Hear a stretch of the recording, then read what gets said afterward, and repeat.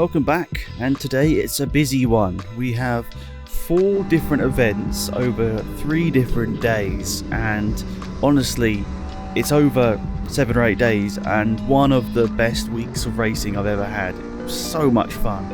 So we're starting off here today at Castle Combe. We're racing the CSCC with Joe Hathaway.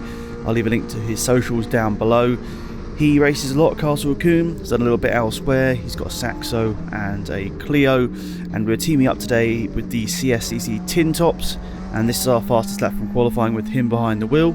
He has his own Saxo, but today we're using Marcus Bicknell's Saxo, which we have used in the past on this channel. We've actually driven all 3 of his Saxos, the black and orange one, the blue and white one, and this one now, the green and white car. So this is the fastest of the 3 cars, and it's actually a chunk quicker than Joe's Saxo, so it was great for him to have the opportunity to fight much closer to the front of the field, and he put in actually a really good lap here. You can see the gearbox in this thing is not exactly perfect, so he and I were both struggling with this, but he did actually a really fantastic job in qualifying. He would actually put in a 1 minute 21 in qualifying, which honestly was really impressive, and actually put us, obviously mainly him, 16th on the grid out of 27 cars that qualified, which is really impressive.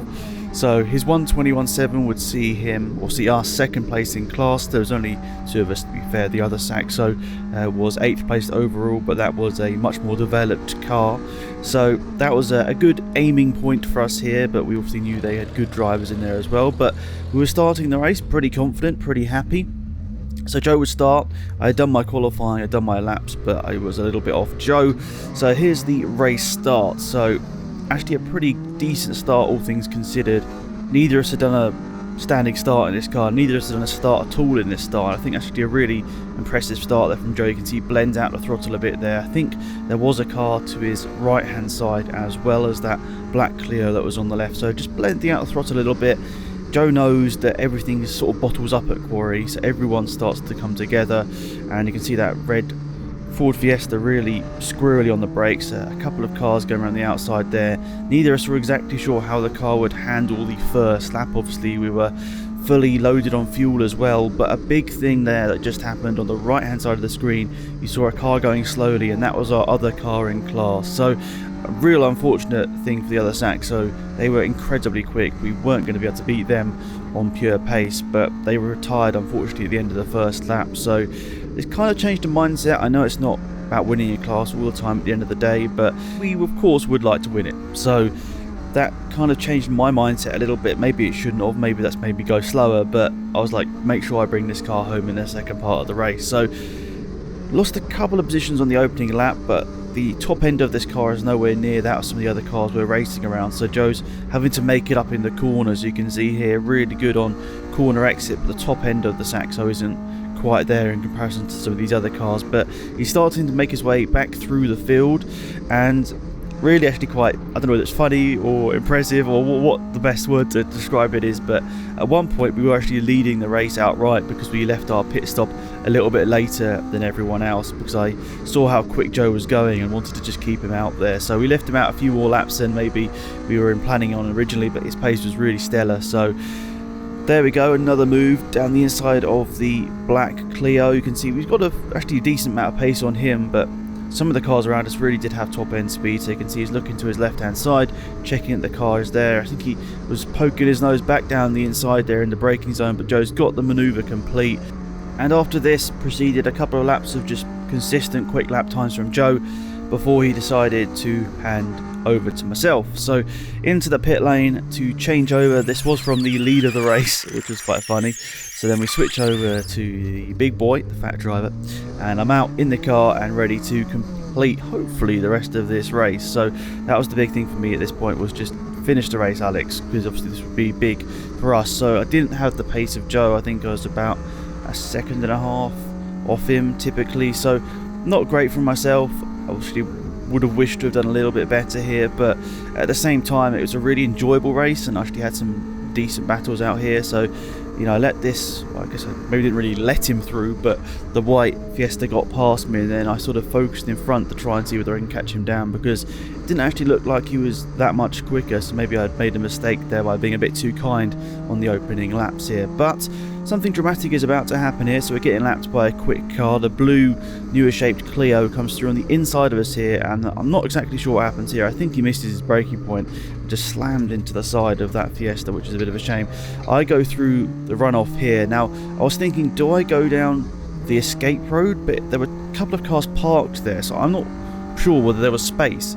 In that millisecond you have to make that decision, I wasn't sure. So that's a bit of a annoying one looking back. Maybe I should have gone through the escape road properly, but at the same time I thought there were cars parked there and there wasn't going to be enough space, so I just had to shortcut that a little bit, which isn't ideal, but it's happened. So regardless, we get an overtake here. I think we were lapping the Alfa Romeo 33 there, so get past him relatively easy round the final corner. I just didn't have that sort of last commitment really to the corners that Joe had, and on reflection you can see he's just a little bit more precise and aggressive with his driving style. So now my focus was to the black Fiesta in front to try and get past him, try and chase him down. He had a very slow exit out of Camp Corner there, so we get past him relatively easy down the straight, and I think we're looking at this blue, I think it's a Clio just in front of us here, to try and catch him down, but unfortunately he goes for a move on the last corner, I think this is, to the race, and yeah, don't quite manage to get back onto the back of him and get past him. But regardless, we weren't too slow, we weren't drastically slow in that race, but definitely lost some pace to Joe, which it is what it is. Not my best drive, but at the same time I'm happy to bring the car home for Joe, and it was actually his first class win, so I was really happy for him. So that was really good, and of course going to collect the trophy in the day. Made sure that Joe got the trophy because he fully deserved it. The driver in our team that really put together the great performance. Then on to that Sunday where we went racing at Silverstone National.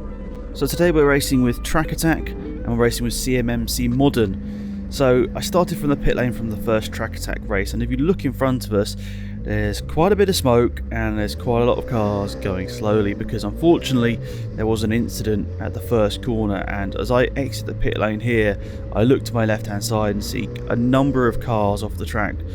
4 cars I think stopped at turn 1. Now my reason for starting in the pit lane was that I wasn't 100% sure how the standing starts would be in this car, so I just wanted to give myself a bit of room, and I guess it played out to be the safe bet and the right call because we got through the first corner cleanly and unfortunately quite a few didn't. So this is not something I normally would mention, but it's quite frustrating watching it back. Is you see this massive JCB just off the track, just where 4 cars had crashed at turn 1. Now I realise we're under double wave yellows here, but say something was to fail in your car at the wrong point and you would just go straight on, not only are you likely to injure yourself by crashing into the JCB, but also the marshals there. So I guess just quite disappointed on reflection that it wasn't a safety car. I think we would have all appreciated it as drivers, and I'm sure the marshals would have too. So yeah, I kind of wish there was a safety car in that instance, but there wasn't, and we didn't have any safety car during this race or at all today actually, and there were a couple of incidents like this which we'll see later on. So we started to gain a few positions, and we're getting lapped now by, there's Chris Bassett, one of the fastest cars out there. So with this, is it Sirocco or Corrado, we're getting past him, and now we're looking to get past this Hyundai as well. This Hyundai is actually quite a nice livery. It's in like the Cars 1 original liveries of Lightning McQueen. It's actually quite a nice little livery. I've seen it a few times this year and it's quite cool. So nice to battle with it out on track. And pretty similar through the corners. It's actually probably got a little bit on him there, and on the exit of the corner I seem to just have a little bit more grunt low end and managed to get past. The top end speed of this Saxo isn't especially high as we've seen before, but the speed out of the corners, the grip it can take, the speed it can take through the corners is quite impressive. So that's where we're gaining our time round here. Once again, trying to get onto the back of another Hyundai, this time a slightly older Hyundai Coupe, and we're trying to get past him, but he's sort of sitting on the apex here, so I was hoping to get a good run on the exit. Not the best run here. This car looks to be a bit quicker, this Hyundai. We get side by side with him and we're on the inside into the first corner, so that's another overtake done, which is awesome. So there we are. I think that was it. Is that the checker flag? Yes, that's the checker flag. So the first race of the day done. So that's with the Track Attack, and now not much of a turnaround, and we're racing now with the CMMC Modern. And the good thing about this is they were mixed in with a few other classes.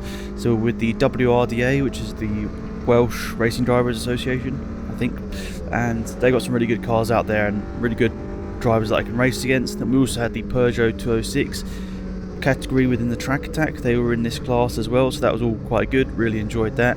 Nice variety of cars to battle with, and thankfully I had enough speed that I wasn't battling with the Peugeot 206 GTIs, because there are some quick drivers in that, to be fair, and even though those cars aren't the quickest, they've got some really quick drivers in there which can really make up for it. So a cautious opening lap here. This was a rolling start, unlike the other one which is a standing start, so quite a busy one here, competing in both Track Attack and CMMC Modern. I actually had to only do a couple of laps in the qualifying sessions for both, because I wanted to make sure I was ready for the races, which were essentially back to back. So here we go. We've got one overtake done on the Ford Fiesta, and now we're looking to get past these two cars in front. That's a Ford Focus and a Renault Clio. So slightly cautious through the first corner. I saw they were going side by side, and I thought I'm going to get a better run through here than get them on the exit. So that was a good move on the Focus, just to give them a bit more speed out of the corner. And actually I was quite impressed with how the car, the Saxo that is, was doing in comparison to some of these newer cars. So this new Clio in front, this is a quick car. Obviously it's probably not the lightest car in the world. You can see it's quite a big body shell, probably quite heavy, but this car was pretty well matched up against ours, and in the straights we actually even had a little bit of pace advantage over it by the end. So I was actually quite impressed to see how quick the Saxo could be up against some really modern machinery. So that was really good to see, and in the braking zone I was confident that I was quicker than a lot of these cars actually, to be honest. So got past him, and now I set my focus to the car in front, which I think is a BMW 3 Series, and slightly messed up here, slightly jumped out of gear, and unfortunately for me that lost me a bit of time. But after a couple of laps I was on the charge, and as we were getting lapped by some of the really quick cars, you can see the difference in pace disparity between some of the cars in the WRDA. You got these essentially GT3 cars, then you've got these Peugeot 206 cars that were part of the same grid as well. So maybe not ideal, but I think it was actually quite good fun. I think everyone enjoyed themselves. There was some good, clean, respectful racing. So I think this is Mike in his BMW. So I caught up to the back of him, and this was maybe my first sort of, I guess, real challenge, because he wasn't so quick through the corners, but in the straights he definitely had the pace advantage on me. At the end of the straight especially, you can see he just walks away from me by the end of the straight. So I knew that even though there aren't many corners around Silverstone National, I need to make the most of these. So not the best run through turn 1, but I kept the momentum well enough through there. And now heading down towards turn 2, I wanted to make sure I got a good run here onto the back straight. I don't think I was going to be able to overtake him through this part of the track, because it's only one line really, unless you go for a proper dive bomb, and I mess up here as well. Actually I missed my braking point, so no chance to get past after that. Oh well, we'll have another chance for the end of this race. So not the best exit, but a few laps later we're back on his tail once more, really having the pace through the corners, and I wasn't sure whether he was just going to sweep across here, and I guess he did. I wasn't sure whether he saw me, so I guess I probably could have gone for that lunge there, but at the end of the day this is club racing. It's not sort of the highest level of club racing, so I don't want to be doing anything too stupid, especially when we're essentially the guests here today. I don't want to be going in there and doing anything too crazy, especially in a car that isn't mine. So we went for it, and this time, even though we didn't get the best exit out of the last corner, we're side by side, but he's going to have better speed down the straight. You can see he's starting to bring in that horsepower, but we're close enough into turn 1. We're still side by side to get the overtake completed this time, and now I needed to focus and get the next couple of corners right to make sure that he didn't get back past me down the following straight, and thankfully that was the case. A good run through there, and even though we were getting lapped by a few cars, we're starting to catch up to a few cars in front. I think that's a Clio just up the road, slightly messing up turn 1 here, going across the rumble strips there, but didn't harm us too much. But we are starting to close up to, oh no, it isn't a Clio, it's actually one of the cars we're starting to lap. So it's one of the Peugeot 206 cars that I was mentioning earlier, part of the Track Attack series, but as the Track Attack had a full grid, they put the 206 cars with this grid of cars, which actually provided a really enjoyable race, I think, for all involved. So there we are, a few laps later we crossed the line to finish the race. Quite happy with myself with that one. Wasn't the fastest lap times, but I got to say pretty decent.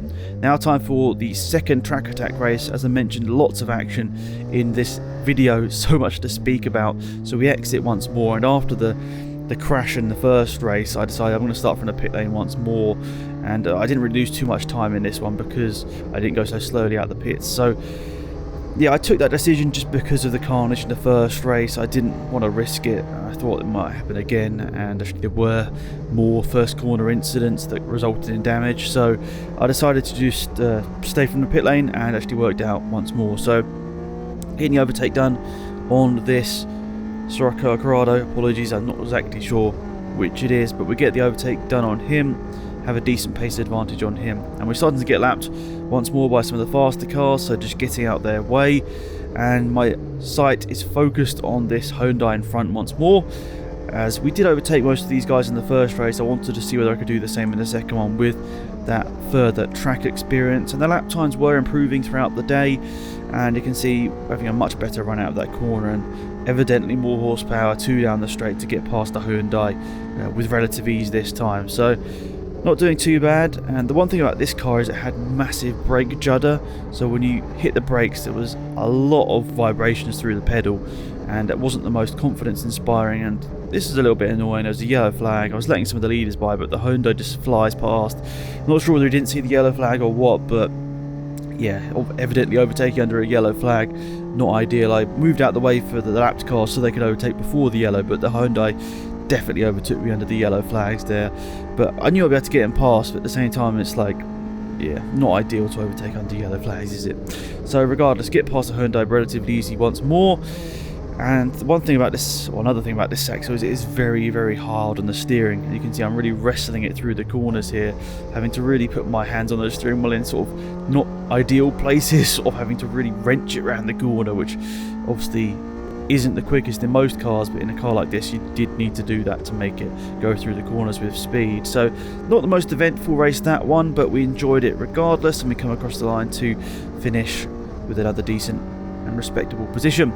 Right, second and final race for the day, or I guess fourth race of the day, second with the CMMC Modern, mixed in with the Welsh drivers, the 206s and further cars. An incident at turn 1 sees a Ginetta with its bonnet in the air. There's an Aston Martin rejoining the track, and we are letting some of the faster cars through here. There are a couple of really quick cars starting at the back, so just letting them through, and I'm not exactly sure what I'm doing here. I'm taking it very easy on this first lap, aren't I? There's debris in the track we need to avoid there. I let this Clio go past that I overtook in that first race quite easily, so need to do that once more. But a tentative first lap here is something that I really do need to improve on. Is my first laps, and we'll speak about that later as well when we get to our next event within this video. But first laps is probably, I guess, my biggest weakness at this point. I still have a lot to learn and speed to find, but on the first lap, I guess trusting the car will perform with cold tyres is something that I'm still struggling to, I guess, trust. So let's try and get past this Clio once more. He's slow in the middle of the corner, not really hitting the corner angle particularly right, and we get past there with a relatively easy move in the end. But now came a interesting battle, and actually probably the most fun battle of the day. Most of the cars we've overtaken in this video, I guess we've had an inherent pace advantage on, but these Clios that we started to battle with at the end of the day in this last race were quite evenly matched over a lap.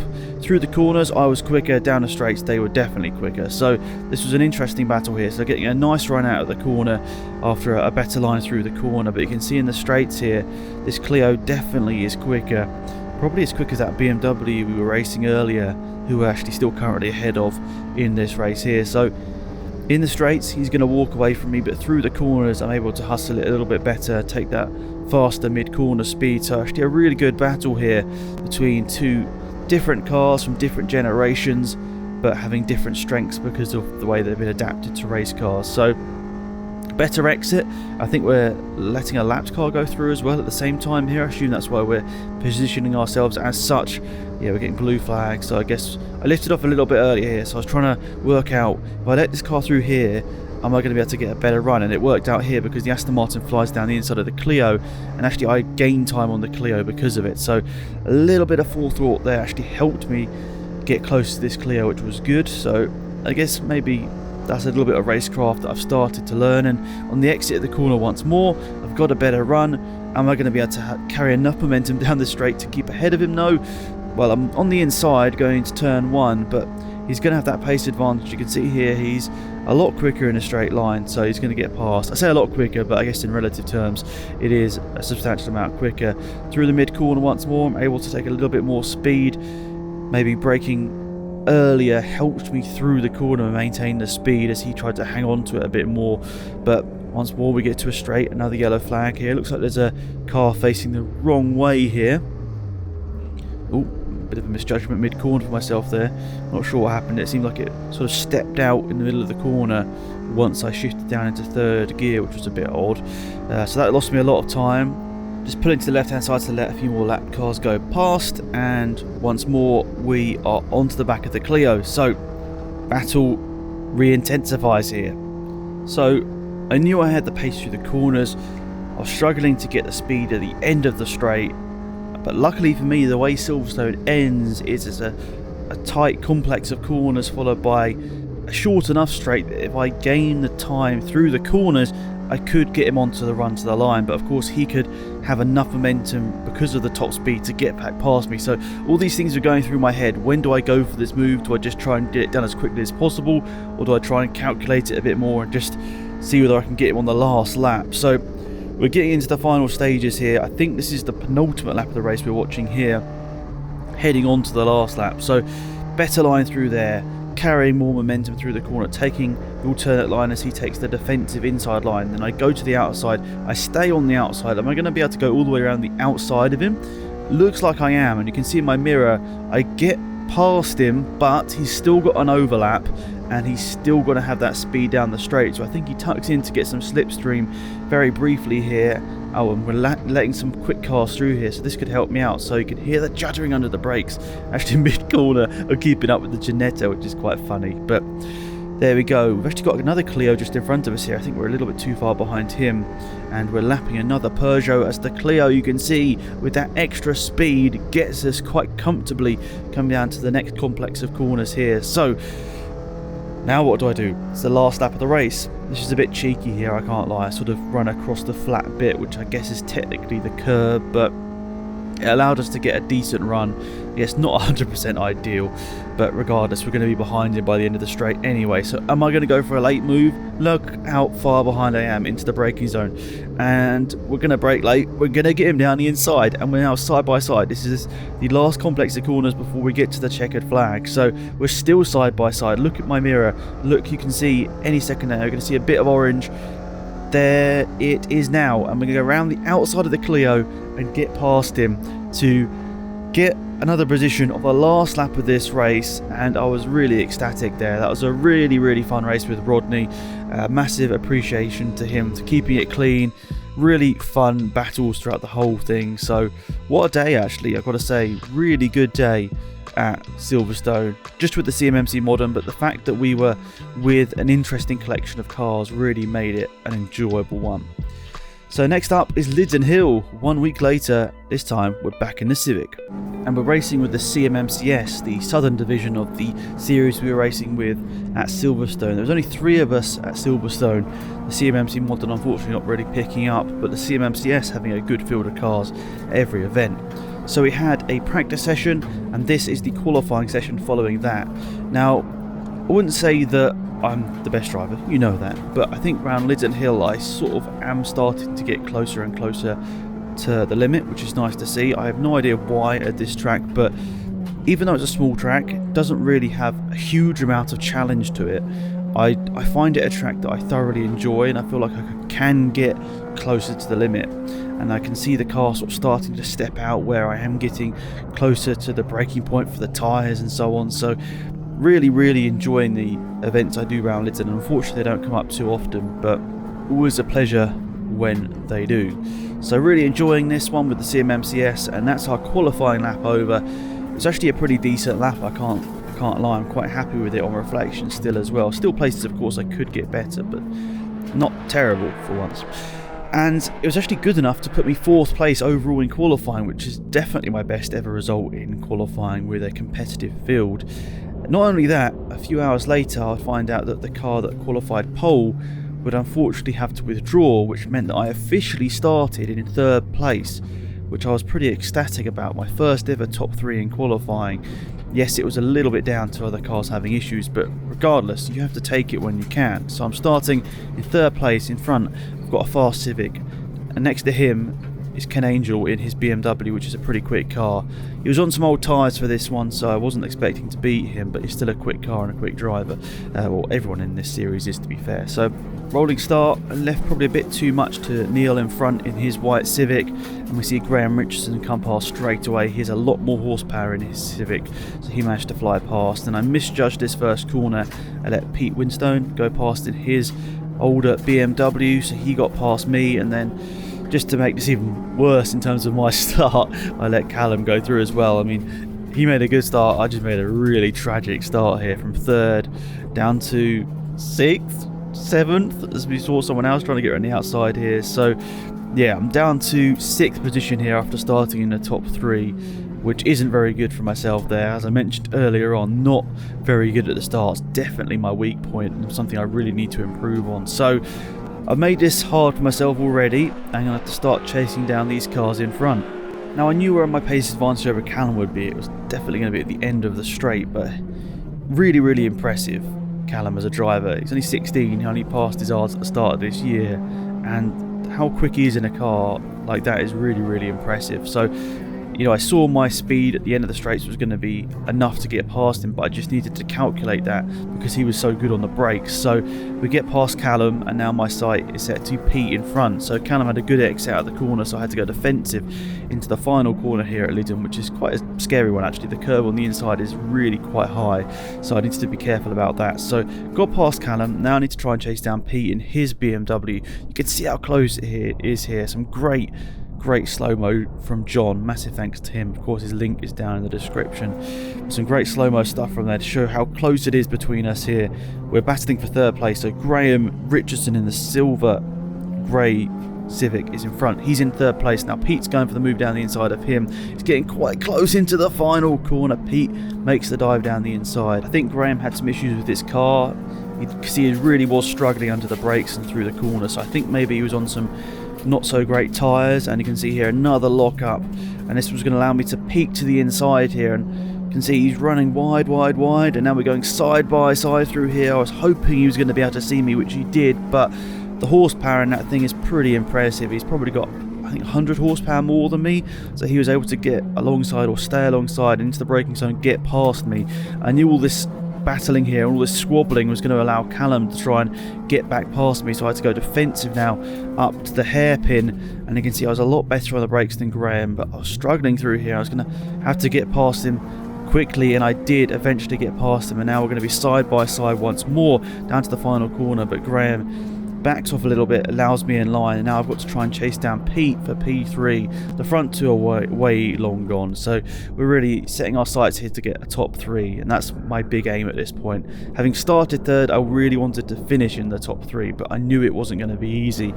Pete's BMW is quick, he's a quick driver as well, so I needed to put everything together, but somehow, for some reason, round Lyddon I am able to get into a rhythm which I'm not able to get into at most tracks, so I was really happy with how everything was going. The lap times were pretty solid, they were pretty consistent. I was catching Pete at a decent rate here, and unfortunately for him, he retires from the race here and pulls to the side, so we managed to get past him. Unfortunately, my GoPro died shortly after this, so that was a bit of a shame, but my forward-facing one, looking back at myself, was working, which was great, and also some great exterior shots from John. Got to say massive thanks to Race Logic VBox for supplying me with their VBox Touch, a great bit of kit that's really helped me out. It allowed me over this weekend here at Lyddon Hill to improve lap after lap and really get quicker through the weekend, which was really important for me around the track, which I thoroughly enjoy and I really wanted to make the most of. And because of the VBox Touch, I was able to keep putting in consistent lap times and understand when the tyres had gone past their best. Like you can see, I was struggling through the corners from the VBox Touch, so I'd just sort of back it down and start to conserve the tyres at that point to make sure that I wasn't going too crazy in terms of tyre pressures by the end of it. So a great bit of kit that's really helped me out this season, and this was the first weekend where I was properly using it in every single session, and I think it sort of showed because the progression through the weekend was really good in comparison to the weekends I've had before it, where I'd probably plateau a bit more.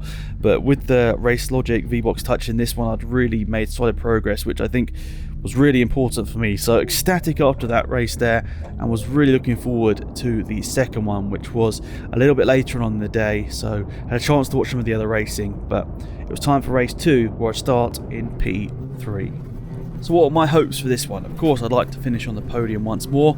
For the record, that was my first ever overall podium, so actually really big moment for me there. I realised the grid of cars isn't the biggest, only having like 15 cars means it's easier to get a top 3, but regardless, big moment for me, and I'm actually quite proud of it. On reflection, it was a really good day. So getting back underway for race 2, a bit close to the guys in front this time, but Callum gets a good start around the outside here, and I'm slightly distracted by the amount of dust that gets thrown up in my face here from the leaders going side by side, so I probably blended out the throttle a bit too much in these opening corners as the Civic in front of me throws up a huge amount of dust and gravel into my face, so that allowed Callum to get through. But to be fair, he was doing a good job around the outside. He kept his throttle pinned and really did a good job to keep me behind around the outside here. So focus once more was set to try and get past Callum, and also we can see Graham Richardson in his Civic is starting to make his way through the field. So you can see my top end over Callum is definitely there. My speed in the straights is a definite advantage over him, but the way he can brake so late and is quick through the corners was a big struggle for me. I wasn't really able to keep up with him, and you can see Graham just so quick, flies past me, dives down the inside of Callum, can't quite get it on corner entry, but gets him on corner exit thanks to I'd say substantially more grip and more horsepower too. So now my battle with Callum was over 4th place, not 3rd, but regardless, it's still a big battle for both of us here. It's probably the highest that both ever really battled for in an overall position, so it was really fun battle, and Graham would get past us relatively easily, but he would start sort of flying up the road, and he would eventually get past Ken into 2nd place and would start closing down on the leader, who backed off Neil towards the end a little bit, but he wasn't able to do so. So this battle with Callum over P4, I knew where I had the strengths, and I obviously saw where the evident weakness was with my driving on the brakes into there for sure. I think I could pretty much match Callum in terms of brakes into the hairpin here, even though he did generally get a better exit than me through here. I don't know if that's sort of real drive versus front wheel drive, but to be fair, this time I get a decent overlap, and he gets it pretty well through the midpoint of the corner, but on the exit, because of my extra power, I'm able to get past down the inside, but we're still side by side. This is not really a corner you go side by side with, but because there's a lot of respect between the drivers in CMMCS, and you know, I've raced with Callum over the last sort of few months now, and I know how good he is as a driver, his spatial awareness and so on. It meant that we could have these side by side battles with, which of course you're never really 100% sure you're going to be able to have these sort of battles with everyone. So this was a really good battle. I know my car has a pace advantage, it's just trying to find a gap to get past here. So in the first race here at Liddon Hill, let's go with qualifying. Qualifying I did a 49.8. In the first race of the day I did a 50.3, so not actually able to match it. But in this last race of the day going 50.2, so my race pace wasn't quite there in terms of my overall pacing quality, missing a few attempts, but regardless, having these battles with Callum was obviously really important, and I knew I had the pace advantage over a lap because of the car. I knew he was doing a better job in the driving sense, but because my car was quicker I was able to sort of make these manoeuvres. But because he was able to sort of brave it around the outside, I wasn't really able to make the clinical manoeuvre I needed to get past him and sort of get back into the rhythm of my consistent lap times, which were helping me sort of pull away in the latter part of that first race. So once more trying to go around the outside of Callum, trying to do the overtake he's doing on me, or doing the manoeuvre he does on me where he keeps on the outside, but he's just doing such a good job at holding it in the middle of the corner and having enough momentum on the exit to keep me behind, even though I have that horsepower advantage. So once more trying to look down the inside, can't do it because I'm not brave enough, and mid corner pretty similar, and then down the straight, it's not a big straight, but we have enough horsepower to sort of get close, and am I going to go down the inside? It was nearly a dive there, but Callum has to turn at some point, so I sort of brake a little bit harder to make sure he gets through cleanly. On the exit, we're still side by side. This is probably the best run I've had. Am I going to be able to commit to this move finally and get the overtake done? Shift down to 3rd gear to try and give myself a bit of a better exit. It's very close here. There were only a few centimetres between us at stages on these manoeuvres through that last corner, but I think finally it's been a tough one, and as he tries to come back on me there, but that was the manoeuvre that got me past Callum for good. And at this point I knew I needed to get a couple of consistent lap times in. I think the laps thereafter this lap here would be my fastest lap as I started to pull away from Callum, and he would set his personal best as well, trying to chase me down. It was a really good battle between us, one of my most enjoyable battles I've had so far, and this is a replay of the final part of the overtake here, where I'd clip the inside line, kick up some grass, dust into the drivers behind, and that would be the part that would see me through for good. Now, what I didn't expect was to be able to catch up to Ken, who was really starting to struggle in his BMW. As mentioned, he had thrown on some old tyres for this race. I wasn't really seeing this event as a whole as one where he was going to go for the outright win, because the way Lydden Hill is, it really destroys your tyres. And I realised that pretty early on after the first few sessions, and my tyres, which were brand new at the start of the day, were not looking the best after these sessions. So not ideal. Quite a lot of money spent on tyres for one weekend, and completely understandable why Ken would put on some older tyres, I guess throwaway tyres in some way, because of the way the track sort of degrades your tyres and destroys them in a lot of ways. But it's just the way certain racetracks are. Some are really high degradation and some not so much, which I guess allows you to run your best tyres because you're not so worried about them being destroyed by the end of the day. So I was doing a good job here, and in the latter part of this race I was definitely quicker than Ken, who was struggling not only with his tyres at this point but also his brakes. I think he'd gone quite far down with his brake pads, so he wasn't able to really put the pressure in that he wanted on the brakes, and he actually went off the track at this stage here during this race. I didn't really manage to capture it on the GoPro because at that point he was so far ahead, but that sort of brought him closer to us, so that's probably part of the reason why I was able to catch up here, and just didn't have that last bit to get past him. You can see I was so much quicker through the corners, but I guess he had enough horsepower that he could keep me behind. But what a day, what a really enjoyable day at Lydden Hill. One of the best racing days I've had, and I guess that means a lot to me. Some really spectacular battles throughout the day, lots of fun, just what a day, really enjoyed it. And I came away with 2 class victories, which was great, 3rd and 4th overall in the 2 races, which was awesome. Some spectacular battles, some of the best side-by-side action I've had in my own car, so it means a lot. One of the best weekends I've had in a while, and I guess if you take the 7 or 8 days where these events took place, fantastic. And I was just speaking to Callum's dad there, and yeah, rounding off a great weekend with a really enjoyable race against Callum. So thanks for watching, guys. We'll see you soon for another video. Goodbye.